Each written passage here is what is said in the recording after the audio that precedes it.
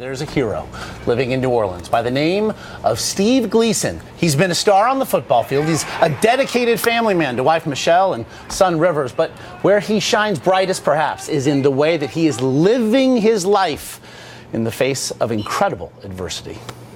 September 2006, more than a year after Hurricane Katrina laid waste to the city of New Orleans, the Saints are back in the Superdome for the first time. The night before the game, Saints coach Sean Payton brought his team to the stadium. The last 21 months of our lives had just been completely flipped upside down, and here we were back in this place, and the message he was telling us was like, hey guys, this is your home. It's been rebuilt.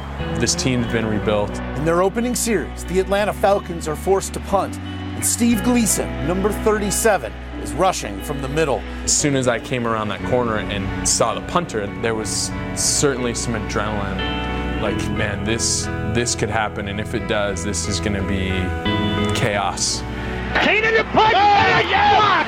Look out, right through! A pick block by Steve Gleason! And it is going to be covered by the Saints for a touchdown! There is no question that moment was the loudest moment I have ever heard in any building in New Orleans. Just the emotion coming from the crowd, it was just infinite joy.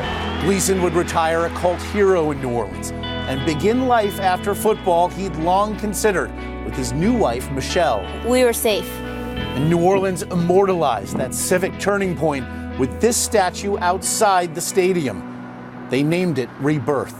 But today it has new meaning, profound and bittersweet, because the man whose simple act became a city's symbol of resilience is now in a fight of his own. We were walking across the street and he tripped and fell, face planted, his foot dropped and really just fell in his face. It was devastating, and it was also like, this is happening. For in 2011, Gleason was diagnosed with ALS, Lou Gehrig's disease. Gleason's friend and former teammate, Scott Fajita. I remember breaking down on the phone, and my wife came into the other room, and she felt like a close relative had just passed away. It was intense. That was Gleason then, what now seems long ago.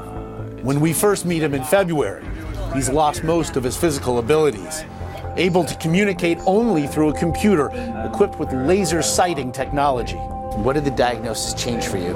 How did it recalibrate your life? In 2011, I was losing the ability to run. I wasn't sure what I would do if I could no longer run. When it finally happened, I chose to search myself for new avenues of joy. But with each loss, we have worked to find the beautiful replacement. The grandest of all those new avenues of joy, a baby boy named Rivers, who arrived soon after his father's diagnosis. It's weird. It's a weird thing, huh? Since then, Steve is focused on creating a video journal for Rivers, so that one day his son can know his father. This chapter, he's set to the song, No One's Gonna Love You More.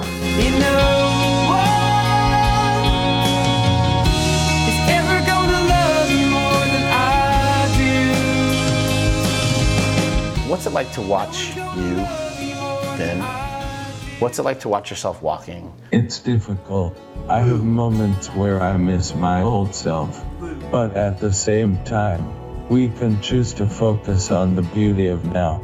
What do you see when you see him now? I see someone I'm very proud of and love a lot and get annoyed with a lot, but love a lot more than get annoyed with. He created a foundation, Team Gleason, to raise awareness and find a cure for ALS. Many in his sport have rallied behind him. It steals your life, a little bit at a time, unless we stop it first. So too has one of Steve's favorite groups, Pearl Jam. Tonight, this one's for Mr. Steve Gleason. When he was initially diagnosed, they say prepare to die. It's a terminal illness, there is no medical cure for it. And so when Steve was told that, he said, I'm going to prepare to live. And living life is exactly what he is doing. A guy who, 1 year post-diagnosis, to celebrate, he goes and jumps out of an airplane. Then he had a proposition for his good, if disbelieving friend. He says, well, I'm going to go down to Machu Picchu. And I said, Machu Picchu, as in Peru. And he said, yeah, I want to go up to the top. Machu Picchu. Machu Picchu. And I said, like, the 9,000 feet. And he says, yeah. And I said, all right, don't know how we're going to do it, but it's booked. We're doing it. Machu Picchu mule training. The idea was Steve's, but much of the work, Fujita knew, would rest on his shoulders, literally. We're on our way. So far, so good. And then we started, and I'm like, are you freaking kidding me? It was much more gnarly than we anticipated. I was definitely scared, but I just chose to embrace it. 11 grueling hours, 2,500 feet straight up. My feeling on top of Machu Picchu, it was initially relief. Like, thank God everyone is safe. And then I think the sense of accomplishment set in. Did going to Machu Picchu help you find a new way to run? I think so. Designing these adventures is part of my new style of running. But also, you watch those videos, and you have seen me walking in the park with Rivers. This is all my new way to run. Because people who battle any kind of illness, goals are life. Are you going to have another Machu Picchu and another Machu Picchu and another Machu Picchu? I think we will. I think it's always good to have something to look forward to. Bottom line, we all face challenges every day, but we make choices to face our challenges or walk away from them, figuratively.